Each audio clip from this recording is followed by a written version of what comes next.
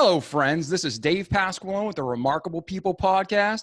Welcome to Season 2, Bonus Episode 1, The Tim Ward Story. Tim, welcome. Thank you, David. I'm glad to be a guest on your show.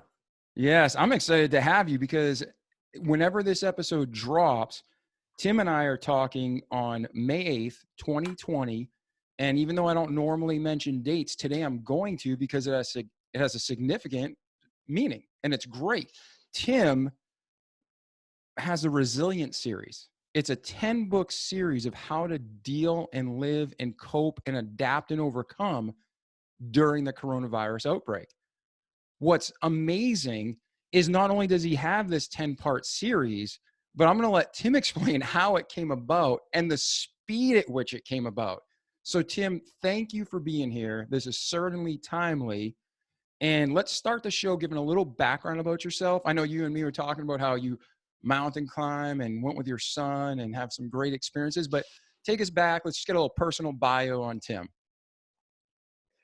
Sure. Well, I'm a 62-year-old author of 10 different books, and I also became a publisher several years ago. And I had a very strange moment when we all went into lockdown in March. I'm sure, like many of your listeners, it was quite traumatic to suddenly, realize this virus was so bad that you have to be very careful about not catching it. Because I'm 62, I'm in one of those older risk groups, and so my wife and I moved to some place that's pretty safe.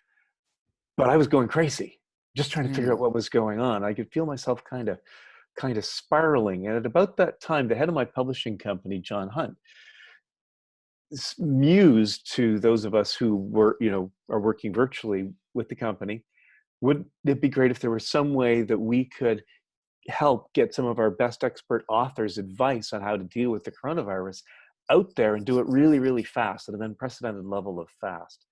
And this just hit me like a lightning bolt. Yes, this is not only what we need to do, but it's what I need to do. So I volunteered to take this on. My imprint within the company is called Changemakers Books.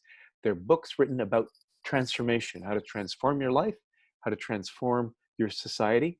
And so I already knew this huge network of authors. So I started contacting them. I contacted about a dozen of them, told them about this idea. And what I said quite specifically was, can you write a 20,000 word book that consolidates your knowledge in this field of resilience in 20 days? Wow. And 10 out of the 12 said yes. Now, these are people who are, for example, experts in adapting and planning. The guy who wrote that book is a professor of cognitive behavior and also runs a business called Disaster Avoidance Experts. Somebody else who's a retired minister wrote a book on aging with courage in a time of crisis. He's been working with older people. He himself is 72, but he's been working with older people, helping them find ways to make sure that their lives are deep and rich with meaning. Well, right now, those people who are older, the very ones who feel the most isolated and alone, and often cut off from the things that are meaningful in their lives. There's a book on anxiety that I commissioned by somebody who's not just an expert on anxiety, but he himself has had to deal with depression, anxiety, and bipolar issues as a young age. So he's walked his own walk, and he now is an advocate for people with mental illness. He knows this stuff. So I got each of these folks to distill their best wisdom and make sure that it was filled with practical exercises. This is not just a book about becoming resilient. It's a book to help people get more resilient in their own lives. Because I realized this is a big moment for us. It's not something we're going to be able to go into lockdown for 10 weeks and then come out and, it's over. We're starting to really have to cope with the fact that this pandemic is going to be with us for at least a year. The big one of 1918 was with us for a year and a half. So we have to adjust our lives and adapt. We can't just go back to normal. There's no normal to go back to. We have to become more resilient if we're going to make our way in the world. And so that was the challenge that I took on. And I'm thrilled to say, David, all 10 authors delivered on time. Our production team went from taking 4 months to put books through to 2 weeks. So within 5 weeks, the books were finished, produced, and today they are released on Amazon as an ebook, and they'll be available next week by the middle of May. Anybody who wants them should be able to have a copy in their hand as well. Each of these 10 different books about one aspect of resilience. Yeah, and that's incredible to anybody who's never worked in publishing or worked with publishing a book. It can take months. I mean, just the author's thought process alone could take months, let alone editing and production. So how did you pull that off? Yeah, and in fact, usually it takes me more than a year to write a book, just to do the writing. Yeah, And then I'm 43 and mine's not right, done yet. right. And then the publishing part, that usually takes like several months, and then getting it into bookstores. Well, we were able to cut the bookstore thing out right now because we just went straight, not just to Amazon, but all the other online retailers, including many independents who do that. So the book's available that way. But really, it was like warp speed for the publishing industry. I mean, when people think of publishing, they're not wrong to think about roomfuls of editors sitting there with their cups of tea, deciding, what about this comma? Shall we keep that in or shall we take it out? So we just went flat, warp speed, pedal to the metal to get these suckers done. You occasionally hear about, some big politician like John Bolton getting his book rushed to print like in 3 months. But he probably spends several months writing it, so maybe 8-9 months. This is very, very rare. And to do it with 10 books, it's probably never been done before. That's what my boss, John Hunt, said to me. It's never been done before. Yeah, I remember listening to a podcast with Jocko. He's a retired special forces. I don't know if you've heard about him. And he had a situation where he wanted to get a book done by Christmas season. And the publisher's like, no, it's impossible. So he's like, forget it. He started his own publishing company and got it done. Yeah. But he said it was not easy. It took a lot of effort. Right. So for you, like, this is what's blowing my mind. Not just to bring one book, but 10 books in this short period of time. That's like herding cats, man. You have some mad skills. Yeah. Well, it's actually like teaching cats to play in a symphony, and then I'll show up in time for the recording. Yeah, because it's different than anything they've known. Exactly. Yeah. Exactly. So, well, let's do this. Let's break this down. How the podcast works normally. Again, this is a bonus episode, so it's outside the normal. Normally what we do is we go back and we hear your story. Then we get the practical steps of how you overcome what you've struggled with in life or the challenge you faced. And then we transition to where you are today and where you're going. So right now, your challenge was bringing content to the masses in a very short period of time. So let's pick one of the books. Because I know when I was looking at some of the covers, what is the percentage you're in publishing? I know it's a very high percentage that a book's bought based on the cover and the title, correct? Yeah. Yeah. And I opened up the Resilience series, Handling Anxiety in a Time of Crisis. And I was immediately like interested by the cover. It's got the egg with the clamp around it. Yeah. Man, that was brilliant. I don't know who thought of that, but that was genius. Yeah. I instantly connected with that. So when you're biting this elephant one bite at a time, but you have to do it so fast, what are the steps, Tim, to make this happen? Like, how did this really become a reality? Well, it could never have happened without the entire publishing team being on board for it. We were taking processes which normally take a month, like editing a manuscript, and we were saying, okay, you're doing this in a day. Because usually people have got several manuscripts and things sort of move along slowly. So we had to have everybody committed to doing their job in a day. So in production, it went through each step at a time. That in itself is not possible. Backing up a little further with the authors, I had to have a timeline with each of the 10 of them. So I ended up setting up this spreadsheet to follow each of the authors through the several stages of getting their books ready. They had to give me their draft manuscript in 10 days. That was their first deadline. I went through each draft manuscript because I had to be really clear with my authors. If it's got to be practical, it's got to be skills people can build for the crisis. It's not philosophy. It's not musings, it's direct, it's relevant, it helps you get better at this now, whether it's handling anxiety, dealing with loss, the inner spiritual journey, helps you get better now. And so the other thing that I involved them all in is they all chose their own covers. Most publishing houses don't do this, by the way. Nice. Most publishing houses, there's like somebody whose job it is to select an image and put it on each Yep. book. Now, our company's pretty good at this. We like to have author involvement, but in this case, it was like it's got to do two things.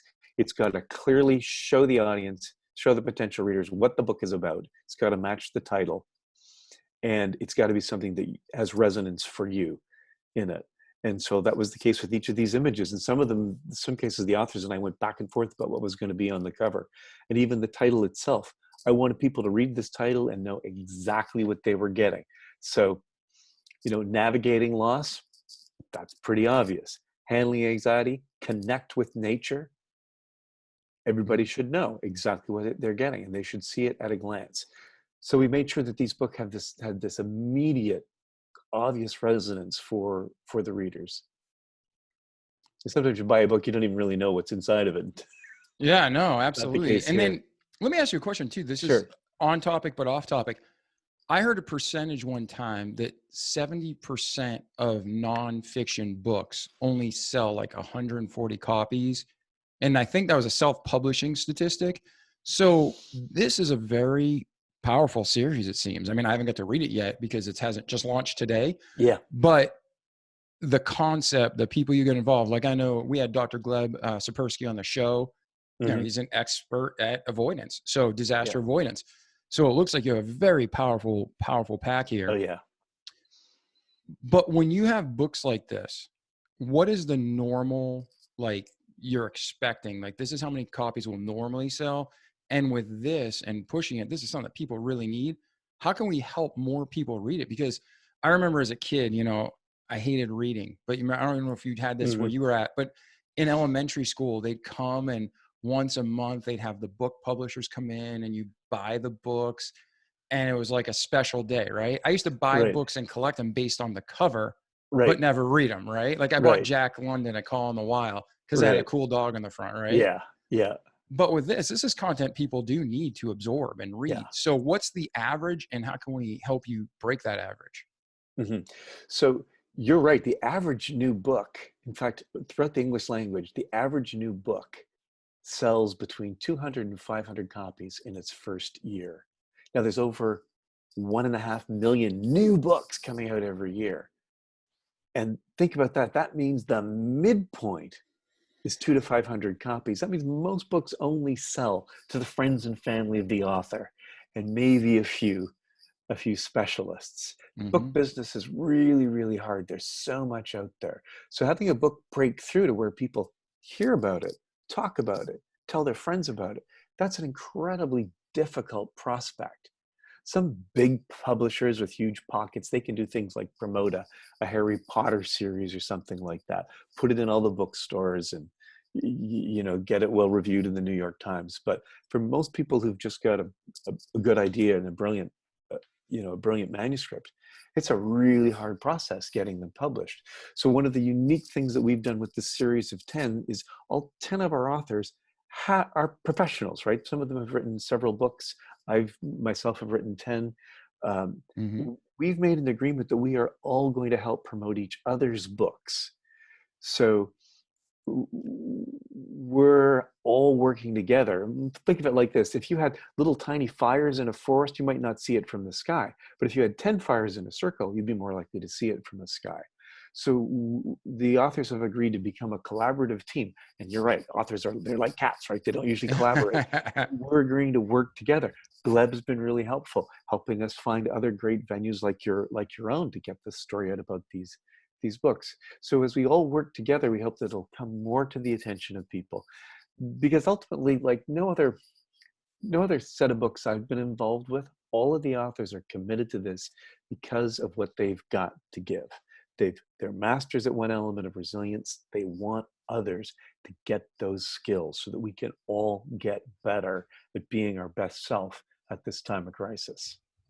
That's awesome, man. Now, Tim, you're an author yourself and you wrote one of these 10 books. Let's give the audience a taste. So if you're listening out there to our audience, this is a test. We're doing not only the podcast, but we're doing the video cast. So sorry you have to see me on that side of the screen. Just focus on Tim. But talk about your book. Talk about your book to the audience and how will it help them? Like if they pick up your book and read it, what can they expect? and then maybe some practical steps just to get them started. Sure.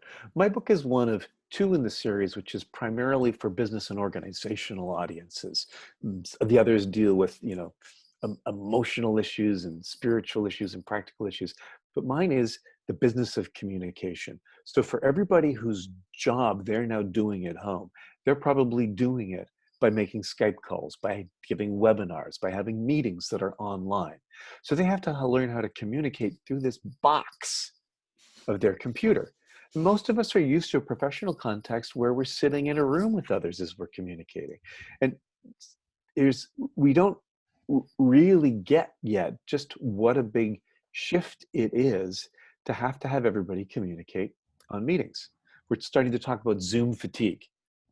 But really the challenges are bigger than that. When you think about it, I like your audience to imagine they're at a typical meeting room, right? With their colleagues. Everybody's sitting there around the table, one person is speaking, everybody else is kind of forced by social cues to look at them. Maybe somebody's being rude, but they're texting under the table. But for the most part, everybody's pretending to pay attention. Mm-hmm. Now, take all of that and throw it away. Instead, everybody on the team is sitting at home, maybe in their pajamas, with their computer screen, and they're looking at their colleague speaking there. But the minute the person that's speaking is getting a little bit boring, what do? You check your texts. A new email pops up on the screen, or there's a document you're working on. You think, well, maybe while this person's rambling on, I can do a little bit of that. And so they are leaving the conversation, and you don't even know. I say that our computer is a weapon of mass distraction. Yeah. It's so hard to have people pay attention for meaningful content. Sure, we can have a conversation with grandma on Skype or something like that. That's just fine. But when you need people to pay attention, you need to exchange information, you would be surprised how much is lost. So the point of this book is to give people the skills and techniques that they can use to make sure that when they're communicating online, their message is getting across. People are taking the information and remembering it for the future.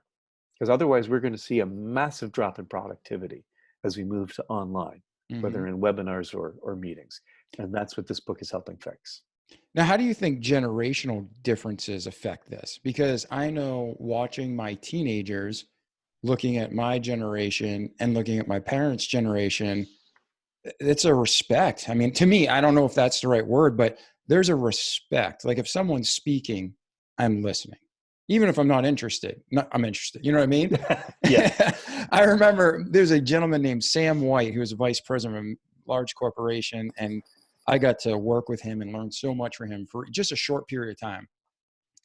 And I remember at one point, a guy came in his office and it was so mind-boggling boring. And even I was drifting off. And I was just like, and Sam was just asking him personal questions and engaging. And Tim, I kid you not, this meeting went on like an hour and a half. Something that could have been done in 5 minutes. And when it was over, I was literally sleepy. And I told Sam, I'm like, how did you do that? And he's like, people matter. And he's like, that gentleman probably nobody listens to. I was never knew. I'm not into the guy was talking about comic books in this multi-million-dollar meeting. And he's like, he likes comic books. I want to learn about comic books. We talk about comic books. But again, that generation, he's like, I'm going to focus on learning and being attentive.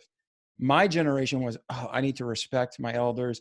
I'm going to listen and smile, but inside I'm dying. This other generation is like, I don't want to be here. Meeting's over. Click. So does your book address any of the generational differences?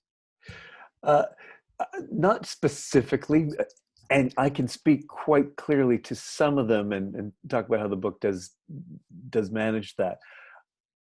I am 62. My son is turning 30 this month. Nice. He's like sort of classic millennial, and his friends, when I go up and visit him, I often get together with some of them as well. And they're all on their phones. They're texting almost constantly. Those of them who work and they have to work, they're really great at multitasking. And I have a lot of respect for this about millennials. They don't like to waste time. So if you are not communicating effectively, they won't listen to you.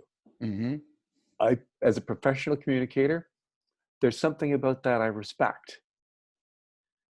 And a lot of people who are older tend to think you need to listen to me because I'm in a senior position to you. That frankly doesn't work quite often with millennials. And Yeah. I say, but it should be, communication is on the shoulders of the person communicating. If you're speaking or writing or broadcasting, it's up to you to be interesting, to be engaging. You have to adapt to your audience. Don't expect they'll listen to you. You got to pay people a lot to listen to you if you're going to be boring. So I not only do I respect that, but I notice that some millennials have got a shorter attention span because there's so much more out there that needs to be paid attention to. So they're great at being selective. They also tend to multitask, but that's because they're looking for stuff that's interesting. When they find something that's interesting, I found millennials are capable of having an incredibly expanded attention span. For example, my son loves role play uh, board games where Mm-hmm. him and 4 or 5 friends will get together and they will play an imaginative, creative, collaborative storytelling game for 6 hours. Oof. And we Right? thought Monopoly was bad in our 6 generation. hours, and they'll love every minute of it. They don't get bored. They have an incredible span of attention. But for them, paying attention means going both ways. It's got to be interactive. They've got to be participants, co-creators in what's going on. Personally, I love that about them. They don't want to be passive observers. They need to get involved with their media and their communication, but then they will be engaged all day and maybe all night long. So Nice. this is something that our book does address, and that is when you're engaging for virtual communication, you need to find ways to be engaged and interactive with your audience. You can't expect them to sit back passively and listen. Well, for the audience listening right now to us, they have meetings, many of them that they have to conduct now through these Zoom calls and Skype calls and Squadcast. Give them a couple tips. What tips they can read the book, obviously, and get a whole Yeah, bunch more, but what's 2 or 3 solid tips they can start applying today to help? right. So for engagement, uh, a couple of real crucial things. The first is what you're saying important to everybody who's listening? If you're only speaking to half of your audience, well, you should be having a sub meeting and just talk to them. And I will, in fact, say one of the other books in the series is specifically on virtual teams, which is much more focused on how to do business teamwork. But so make sure that what you're saying matters to everybody listening, or else invite them to a different call. Don't expect someone to listen to something that's not important to them. So basically, like segment the meeting, put all the Exactly. information that's for Right. all up top, Exactly. then drop off. All right, if you're not in this group, leave, and then keep going Exactly. down. Yeah. Respect their time. Right. So maybe have 5 or 10 minutes for everybody, and then say, okay, now you're going to break in sub meetings. 30 minutes for your sub meetings, and then we're going to come back, wrap up, read out at the end. So that's the respect people's time, and if it's not important, cut it out. And even if it is important, how short can you make it? Don't ramble. You're inviting people to disconnect. And then Yeah. where's the element of genuine interactivity? Not just, the clap or thumbs up little things that you get on Zoom, but where's the genuine interactivity? Where are you, the presenter, valuing the contribution of those who are in on the call? So one of the things that I really love for this is what I call a reverse Q&A.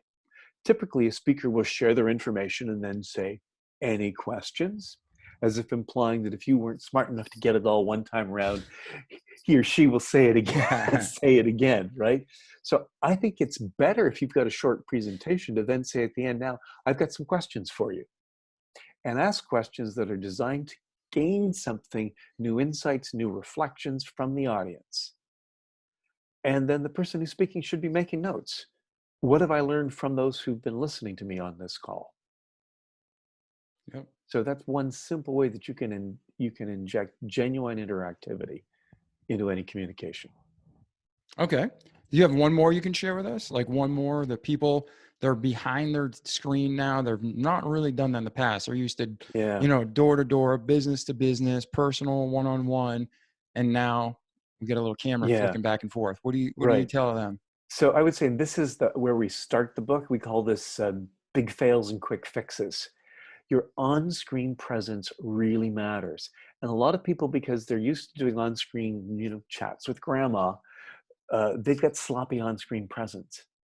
And there's a Hmm. couple of things that you can do to really fix that up. So these are the biggest problems that we see. Backlighting. People have an open window behind them or a light behind them so that their face is all dark. You can't really see it clearly. But if you can't see the person's face, you're not picking up the cues that they are sending about what's important to them, what their emotional state is, how much focus they've got. So Mm. watch how you appear on screen. The second thing is what I call down the well. And this is people Down the who've got well. their laptops set for where they could write. Let me do this as a quick experiment for you, actually, for those who are viewing the podcast. So this is backlight. There you go. I Yep. just opened the curtains behind me. My face is now invisible. Yeah. So the second thing down the well is if you took it and you put it like this, now I could type easily, but when you look at me, all you see is one big giant chin. You're looking right up at the person as if you, the viewer, are down in the well. Yeah. So I always don't call do that the that. triple chin effect. Like, why Right, the hell do you do exactly. that? Why do you Exactly. do that? Put it up on a box like I just did now. Now I'm looking straight at the screen. And the third thing is, where are you looking? People make the mistake when they're speaking of looking at the person's picture on the screen. But that's not what you're looking at. You're looking at me through the camera. So when I'm talking to you, I should be looking at the camera, that little green light at the top. And Yeah. for people who aren't used to that, that can be really disturbing. But I'm going to exaggerate it here by getting a little close to the screen, David.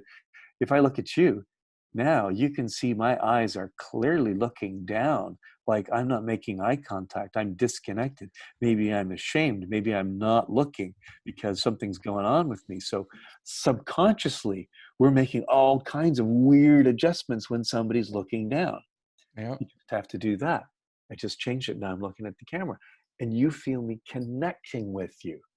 This is a tough skill, right? Broadcasters are really good at doing it. They look straight into the camera, but they're broadcasting to America. So you got to practice that. One of the things that I find helps is if you simply take a little sticky note, draw a happy face on it, and stick it next to the camera. Nice. That's a good tip. Look at the camera. Because when you look at the camera, you know what? You're looking straight at the people you're talking to. That's a great tip because this is only my third video cast. So I Uh-huh. probably broke every single rule you just said. Bad lighting. I got like the wrong angles, mic in my face. I gotta, I'm doing everything you said and looking. I keep looking at you because I feel like respectful. Look at you in the eye, Yeah. but your Yeah. eye's right Yeah, there. exactly. Yeah. So hey, this is helping me. Sticky notes. All our listeners, your remarkable audience. Sticky notes next to the camera. Remind us what we Yeah. got to do. Wow. Well, that's awesome, Tim. When it comes to this series, it just released today, digital ebooks, Mm-hmm. a lot of great content. Then the hard copies are coming out, be able to ship all over. What's next for you? Like, what's next in Tim's world? Huh.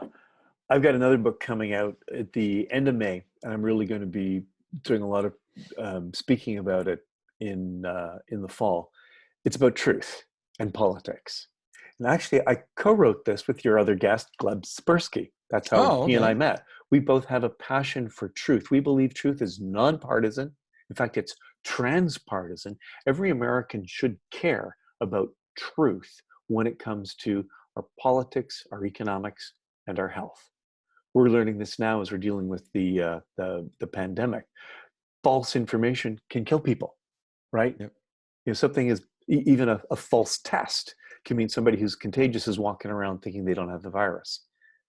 But when that information is on a national scale, false tests can make economies open up too quick, can make people think that this is safe when in fact it's dangerous, or can make people think this is dangerous when in fact it should be allowed to flourish.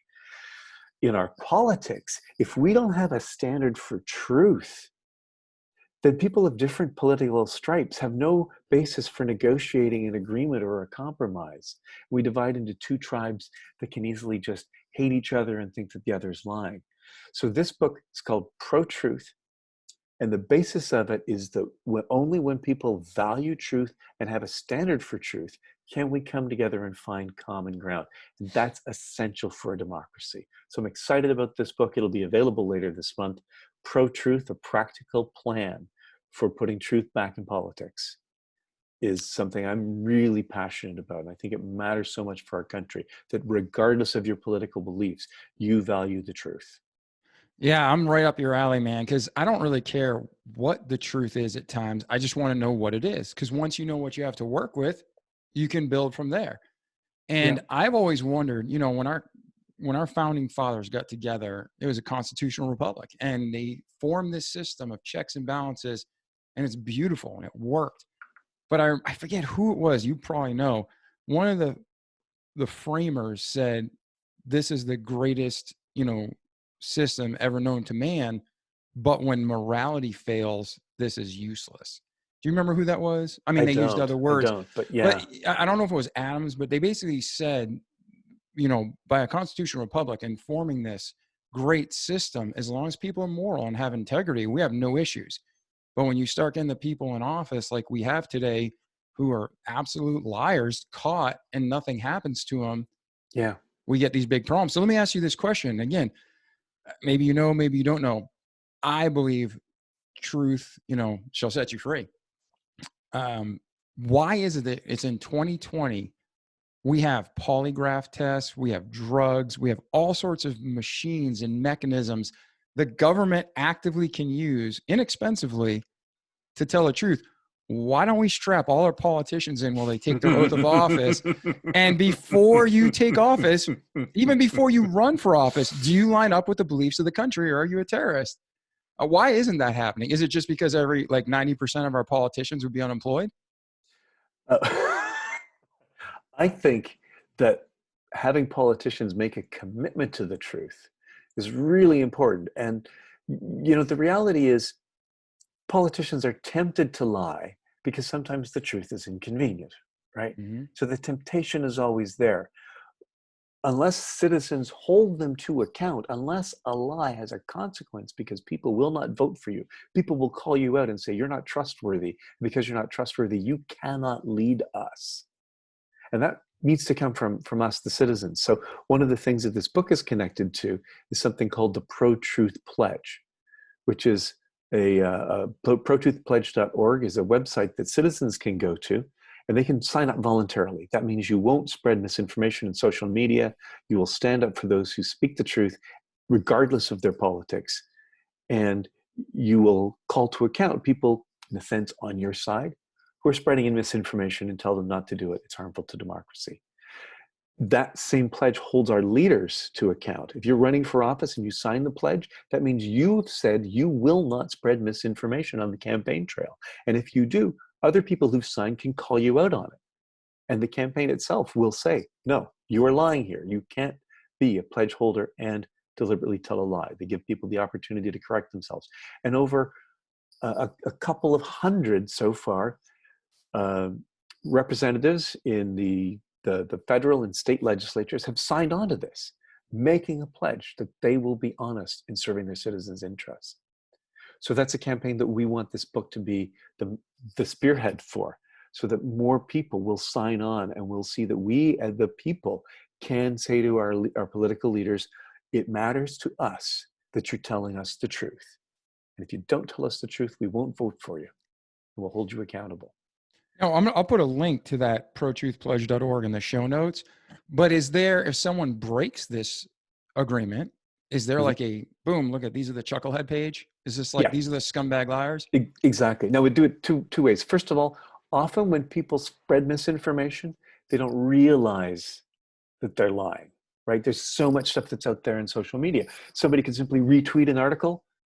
They don't necessarily. So the first thing is we take good faith as the Yeah, baseline, I right? can So somebody understand makes that. a mistake, though, we will say this is an error. That person will be contacted, and this has happened to us with politicians in the elections from a year and a half ago.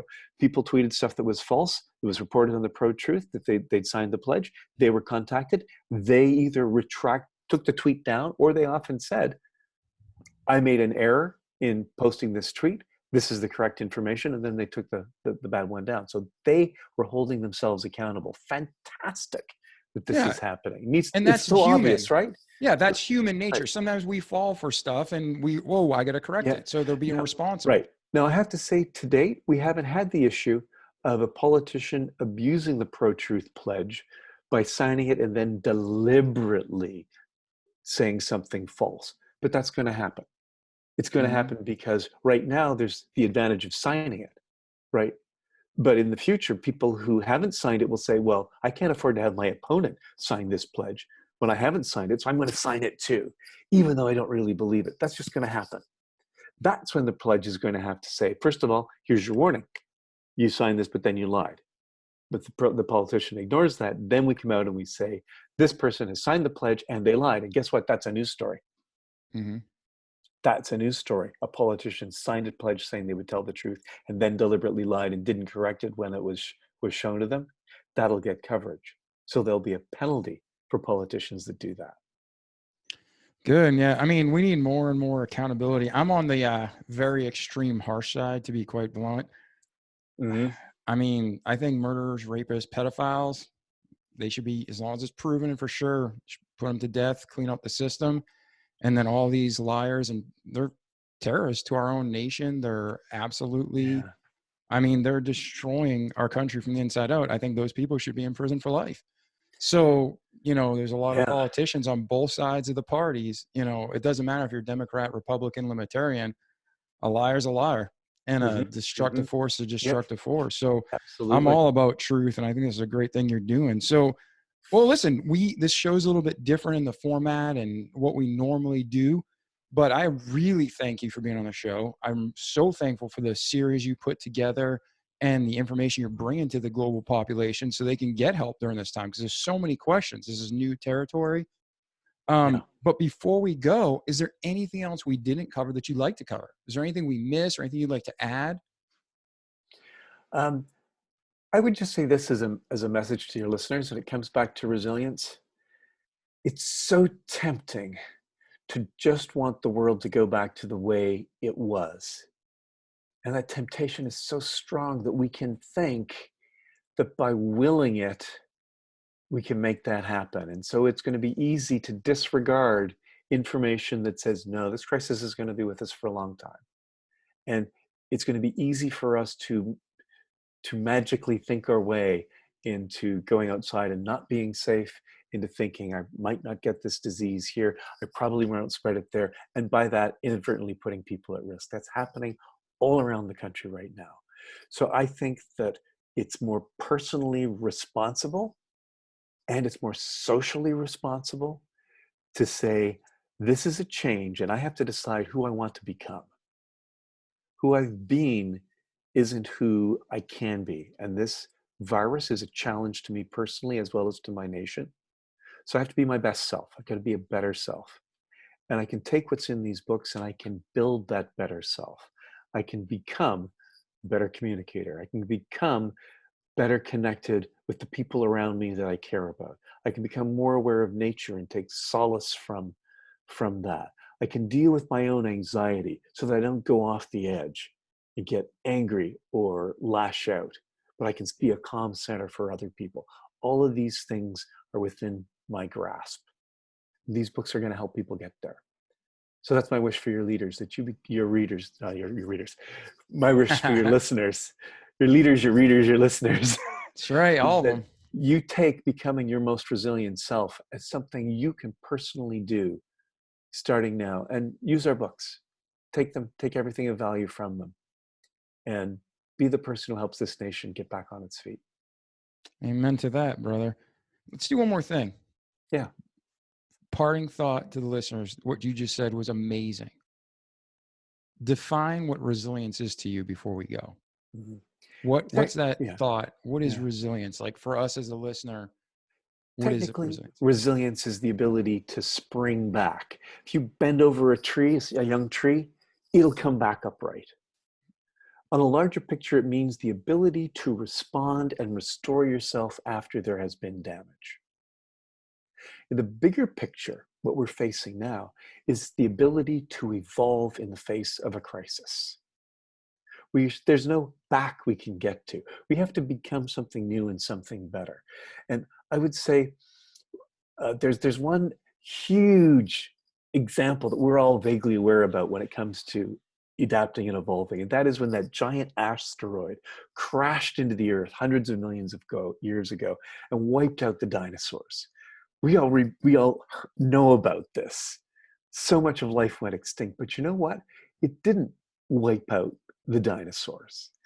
Some of them survived. They survived by very quickly evolving. They evolved into birds. They learned how to fly and spread. And that really is the challenge for us. Can we evolve into birds and learn how to fly?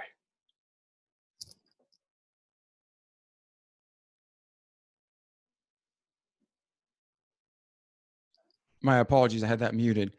Taking what we have to work with and then adapting and to change and to overcome. That's the key. That is Yeah. absolutely the key. Adapt and overcome. Um, Man, I thank you for being on the show, Tim, so much. I really do. I'll put links in the show notes for you if someone has a question or to reach out. And then, you and I just met, and I hope we continue the conversation and the friendship. And I really appreciate it. And then when your new book comes out on politics, Truth, you and Glebs, that'll be great to try to get a copy of and read that. And then, everybody in the world has a little bit different. Like you and I don't agree maybe on evolution. Like I don't have the same viewpoint, Uh-huh. but the base concept of adapt and overcome, we do agree with. And then Absolutely. everybody listening around the world, this is a series by experts in their field where despite, we all have a little bit different viewpoint, there's fundamental truths in these books. So look for them online. Look for them. I need to look at the camera. I keep looking at my other screen, the book covers. Look for them online. Look for them on Amazon, the other retailers. And Tim, what's the best way they can get copies? Is there Uh, a website that's better yes, than there another is. site? Yeah. What is that?